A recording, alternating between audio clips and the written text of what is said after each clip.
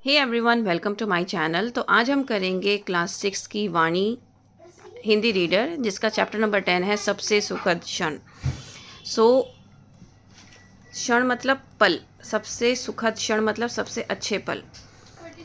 मेरा जन्म मद्रास राज्य, अब तमिलनाडु, जो कि अब तमिलनाडु है, के रामेश्वरम में एक तमिल परिवार में हुआ था। मेरे पिता जैनुल आबिदीन बहुत धनी व्यक्ति थे, बहुत धनी व्यक्ति नहीं थे, मतलब वो बहुत ही गरीब परिवार से हैं। तो ये जो हम पूरी स्टोरी पढ़ रहे हैं वो हम एपीजे अब्दुल कलाम साहब की पढ़ रहे हैं। तो ये अपने बारे में बता रहे हैं कि मेरा जो जन्म है मद्रास में हुआ था, जो कि अब तमिलनाडु है। तो वहाँ के कौन से परिवार में हुआ था? रामेश्वरम में एक तमिल परिवार में हुआ था। जो उनके पिता थे जैनुल आबिदीन, वो बहुत ज़्यादा रिच फैमिली से नहीं थे, मतलब ये जो थे एपीजे अब्दुल कलाम ये रिच फैमिली से बिलोंग नहीं करते थे। लेकिन वो उनके जो फादर थे वो बहुत ज़्यादा इंटेलिजेंट थे। उनमें उदारता की सच्ची भावना थी, मतलब दूसरों के प्रति एकदम से कोई अपनी तकलीफ़ एकदम आके बताए तो वो कर देना, मतलब उसकी एकदम से हेल्प कर देना, इस तरह के व्यक्ति थे एपीजे अब्दुल कलाम साहब के पापा। मेरी माँ आशी अम्मा उनकी आदर्श जीवन संगिनी थी। जीवन संगिनी मतलब उनकी साथी, जो उनके साथ रहती थी। हम लोग अपने पुश्तैनी मकान में रहते थे। पुश्तैनी मकान कौन सा होता है? जो आपके दादा परदादा के ज़माने से चलता आ रहा होता है। रामेश्वरम में मस्जिद वाली गली में यह चूने पत्थर व ईंट से बना पक्का और बड़ा सा घर था। तो पहले जो है वो पत्थर से चूने से बना हुआ घर था, लेकिन ये पक्का था और बड़ा घर था। मैं प्राय अपने माँ के साथ ही रसोई घर में नीचे बैठकर खाना खाया करता था। मेरे सामने केले का पत्ता बिछाती और उस पर चावल एवं स्वादिष्ट सांभर परोस देती। तो आपको पता ही है कि चेन्नई का क्या उसूल है, वहाँ पर केले के पत्तों पर ही खाना खाया जाता है। तो वो उनके सामने वो केले का पत्ता रखती, उस पर चावल और सांभर परोस देती। साथ में घर का बना अचार और नारियल की ताज़ी चटनी भी होती थी।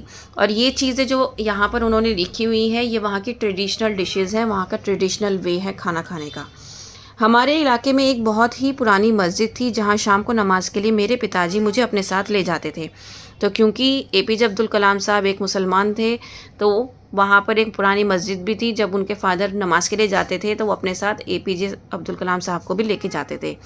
अरबी में जो नमाज अदा की जाती थी उसके बारे में मुझे कुछ पता तो नहीं था, लेकिन यह पक्का विश्वास था कि ये बातें ईश्वर तक अवश्य पहुँच जाती हैं। तो आपको पता होना चाहिए कि जो नमाज़ पढ़ी जाती है वो अरबी लैंग्वेज में पढ़ी जाती है, और अरबिक समझना, और अरबिक अपने आप में एक लैंग्वेज है जिसको समझने की ज़रूरत होती है। तो जब एपीजे अब्दुल कलाम साहब छोटे थे तो उन्हें ये लैंग्वेज समझ में नहीं आती थी, लेकिन उनको ये था कि ये एक कनेक्शन है इंसानों का गॉड के साथ, तो वो इस चीज़ पर बहुत ज़्यादा विश्वास रखते थे।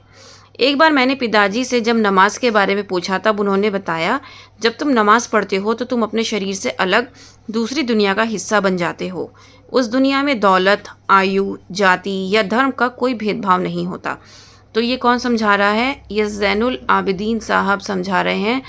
जैनुल आबिदीन साहब कौन है? एपीजे अब्दुल कलाम साहब के फादर।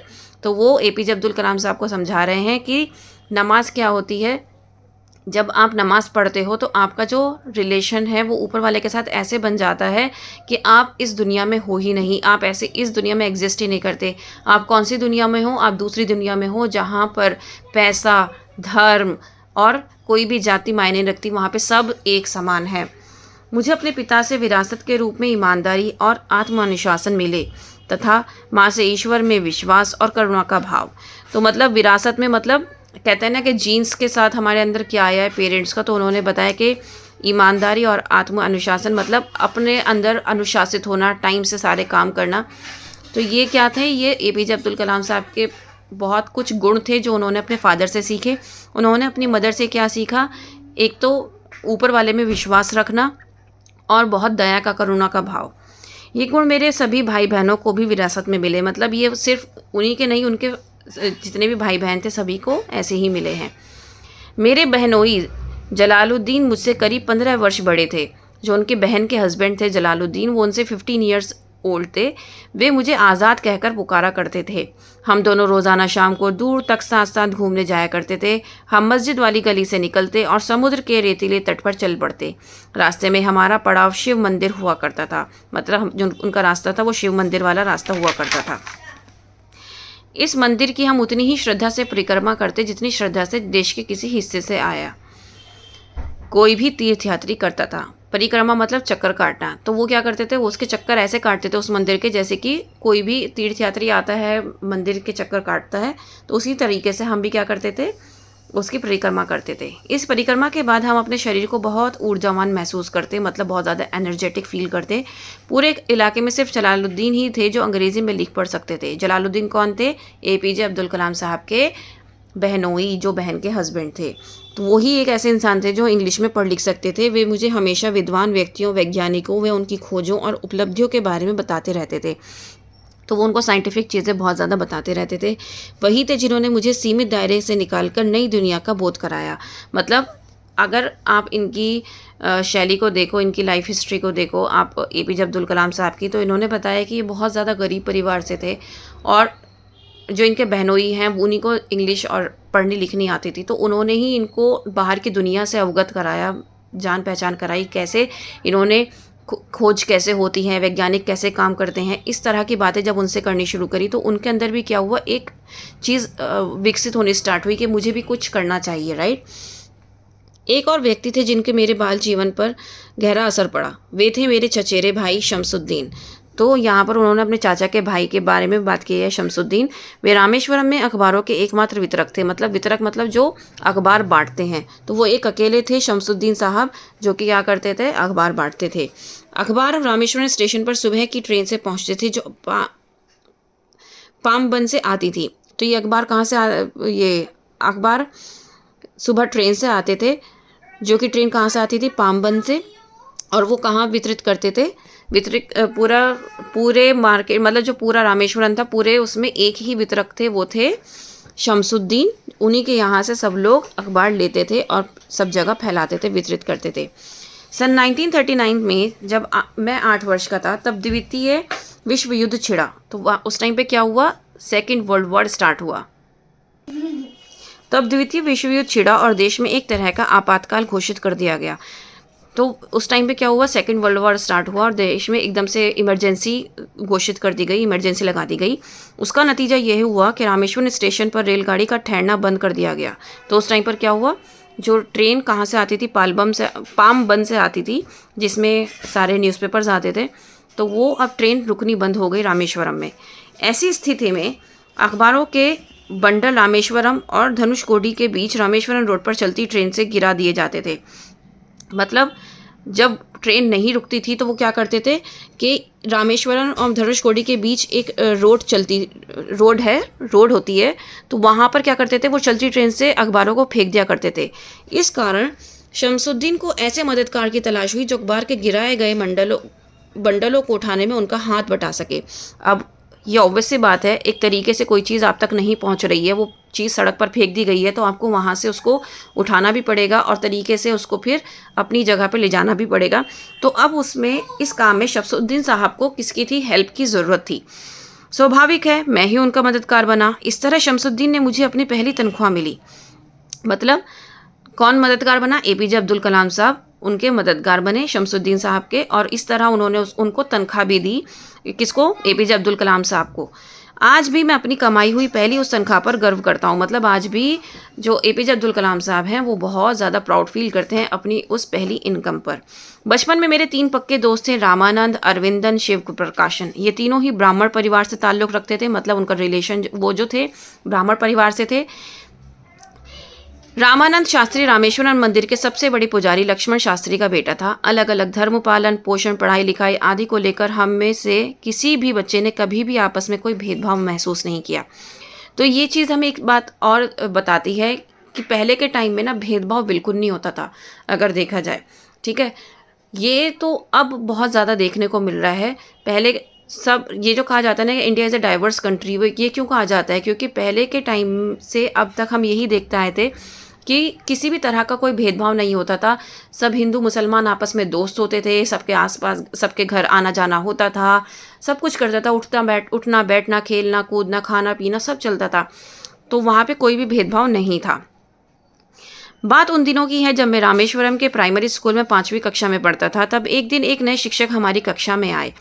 मैं टोपी पहना करता था।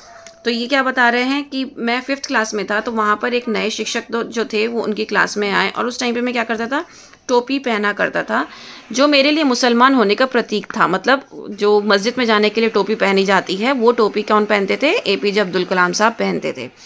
मैं हमेशा कक्षा में आगे की पंक्ति में जनेऊ पहने रामानंद शास्त्री के साथ बैठा करता था। तो आपको पता होना चाहिए जनेऊ क्या होता है, ठीक है। नए शिक्षक को एक हिंदू लड़के को मुसलमान लड़के के साथ बैठना अच्छा नहीं लगा। जो नए शिक्षक आए थे वो हिंदू मुसलमान के साथ बैठे हुए देख के उनको अच्छा नहीं लगा। उन्होंने मुझे पीछे वाली बेंच पर चले जाने को कहा। मुझे बहुत बुरा लगा, पर मैं कर भी क्या सकता था। रामानंद शास्त्री को भी यह बहुत खला, मतलब उनको भी बहुत बुरा लगा। मुझे पीछे की पंक्ति में बिठाए जाने से वह काफ़ी उदास नज़र आ रहा था। कौन? जो उनका दोस्त था रामानंद शास्त्री, जिसके साथ वो बैठे हुए थे। उसके रुआंसे चेहरे पर जो भाव उभर आए थे, उनकी गहरी छाप मेरे मन पर पड़ी। रुआंसे मतलब रोते हुए चेहरे पर जो भाव थे कि मतलब वो मुसलमान था, उसे इसलिए पीछे बैठा दिया गया। तो ये बात वो समझ गए एपीजे अब्दुल कलाम साहब। स्कूल की छुट्टी होने पर रामानंद घर पहुंचा और उसकी सारी घटना अपने घर वालों को बताई। यह सुनकर उसके पिता ने उस शिक्षक को बुलाया और कहा कि उसे निर्दोष बच्चों के दिमाग में इस तरह से सामाजिक असमानता एवं सांप्रदायिकता का विष नहीं घोलना चाहिए। सामाजिक असमानता मतलब जो सोशल डिफरेंसेस हैं वो, और जैसे कि सांप्रदायिकता मतलब जो लड़ाई करवाने वाले वो होते हैं ना, तत्व, उनको कहते हैं। इस तरह की चीज़ें नहीं घोलनी चाहिए। मैं भी उस वक्त वहाँ मौजूद था। पंडित लक्ष्मण शास्त्री ने उस शिक्षक से साफ साफ कह दिया कि या तो वे क्षमा मांगे या फिर स्कूल छोड़कर यहाँ से चले जाएं। तो ये किसकी बात हो रही है? जो उनका फ्रेंड शास्त्री था उसकी बात हो रही है। उसके फादर जो थे पंडित लक्ष्मण शास्त्री, उन्होंने उस शिक्षक को बुलाया और उसको समझाया कि ये जो सोशल डिफरेंसेस वाली बात है, ये बिल्कुल ना करे। या तो वो इनसे बच्चों से माफ़ी मांगे या फिर इस स्कूल को छोड़कर चला जाए। शिक्षक महोदय ने अपने किए व्यवहार पर दुख व्यक्त किया और पंडित जी से क्षमा भी मांगी। पंडित लक्ष्मण शास्त्री के धर्मनिरपेक्ष स्वभाव के कारण शिक्षक महोदय के विश्वास में भी अंततः बदलाव आ गया। मतलब उनका जो नज़रिया था शास्त्री जी का, उस नज़रिए को देखकर शिक्षक के नज़रिए में भी डिफरेंस आ गया। एक अन्य घटना याद आती है। अग्नि मिसाइल का प्रक्षेपण 22 मई 1989 को निर्धारित किया गया था। प्रक्षेपण से पहले वाली रात को हम रक्षा मंत्री के साथ समुद्र तट पर चहलकदमी करने चले गए, मतलब टहलने चले गए थे। तो ये क्या थे? ये अग्नि मिसाइल जो था, अगले दिन क्या होना था? इसका प्रक्षेपण था 22 मई 1989 को। तो उससे एक दिन पहले क्या गए ये लोग? इसको समुद्र तट पर टहलने चले गए। रक्षा मंत्री विशेष रूप से अग्नि मिसाइल का प्रक्षेपण देखने आए थे। उस दिन पूर्णिमा की रात थी और समुद्र का ज्वार पूरे जोरों पर था। लहरें एक दूसरे से टकराकर शोर पैदा कर रही थी। क्या कल होने वाली अग्नि प्रक्षेपण में हम सफल हो पाएंगे? यह प्रश्न हम सबके दिमाग में घूम रहा था, लेकिन हम में से कोई भी उस चांदनी रात के सन्नाटे को तोड़ना नहीं चाहता था। मतलब क्या था कि वहाँ पर कश्मकश में थे सभी लोग कि ये एक टेस्ट होने वाला था अग्नि मिसाइल का, क्या ये सफल हो पाएगा या नहीं। आखिरकार लंबी चुप्पी तोड़ते हुए रक्षा मंत्री ने मुझसे पूछ ही लिया, मिस्टर कलाम, कल अग्नि की सफलता पर आप मुझसे क्या तोहफा लेना पसंद करेंगे? शायद उन्होंने मेरे मन मस्तिष्क की हलचल की भांप लिया था। वैसे उनका यह एक साधारण सा प्रश्न था जिसका उत्तर मैं तत्काल नहीं सोच सका। तत्काल मतलब एकदम से नहीं सोच सका। ऐसा क्या चाहूँ जो मेरे पास नहीं है? मुझे खुशी किससे मिल सकती है? और तब मुझे उत्तर मिल गया। मैंने कहा, सर, हमारे अपने अनुसंधान परिसर में 1 लाख छोटे पौधे लगाने की ज़रूरत है। वही मेरा तोहफा है। मतलब जो उनका रिसर्च सेंटर था, उन्होंने कहा कि उस रिसर्च सेंटर में क्या कर दिया जाए? पौधे लगा दिए जाएं। वही मेरा क्या होगा? गिफ्ट होगा। आप मिसाइल की सफलता के लिए धरती माँ का आशीर्वाद मांग रहे हैं, है ना? रक्षा मंत्री ने पलटकर कहा, फिर हम कल ज़रूर सफल होंगे। अगले दिन सुबह 7:10 पर अग्नि मिसाइल का प्रक्षेपण किया गया। यह पूरी तरह से सफल प्रक्षेपण था। यह किसी दुस्वप्न वाली रात के बाद खूबसूरत सुबह में जागने जैसा था। दुस्वप्न मतलब दुख वाला सपना देखने के बाद सुबह, अच्छी सुबह होने वाला खूबसूरत सुबह जैसा सपना था। यह मेरी जीवन का सबसे सुखद क्षण था। तो मतलब यहाँ पर सबसे सुखद क्षण का मतलब क्या हुआ? यहाँ पर एपीजे अब्दुल कलाम ने सबसे सुखद क्षण उस पल को कहा है जब उनका जो अग्नि मिसाइल प्रक्षेपण था, जो कि 22 मई 1989 को निर्धारित किया गया था, वो उनका सक्सेसफुल रहा। और उसके बदले में रक्षा मंत्री ने जब कहा कि भाई तुम्हें मैं क्या तोहफा दूं जब ये सफल हो जाए कल, तो उस टाइम पे वो कुछ सोच नहीं पा रहे थे, लेकिन उसके बाद भी उन्होंने सोच समझकर उनसे कहा कि भाई रिसर्च सेंटर में हमारे आप 1 लाख पौधे लगवा दें, जिससे क्या होगा, यही मेरा एक गिफ्ट होगा आपकी तरफ से। तो रक्षा मंत्री को भी क्या समझ में आया कि भाई मैं यूनिवर्स से क्या मांग रहा हूँ, यूनिवर्स से हेल्प मांग रहा हूँ, तो दैट मीन्स कि ये जो मेरा मिशन है ये क्या होगा, सक्सेसफुल होगा। और हुआ भी यही। ये मिशन जो था प्रक्षेपण, ये क्या हुआ, ये सफल हुआ। और इस तरीके से इसको एपीजे अब्दुल कलाम साहब अपना सबसे सुखद बल मानते हैं। तो ये जो है ये डॉक्टर एपीजे अब्दुल कलाम साहब की ही लिखी हुई स्टोरी है, जो कि इस बुक में छपी है। उम्मीद करती हूँ आपको समझ में आई होगी। थोड़ी बहुत गलतियाँ मुझसे हो गई हो तो मुझे माफ़ करिएगा। That's all, thank you.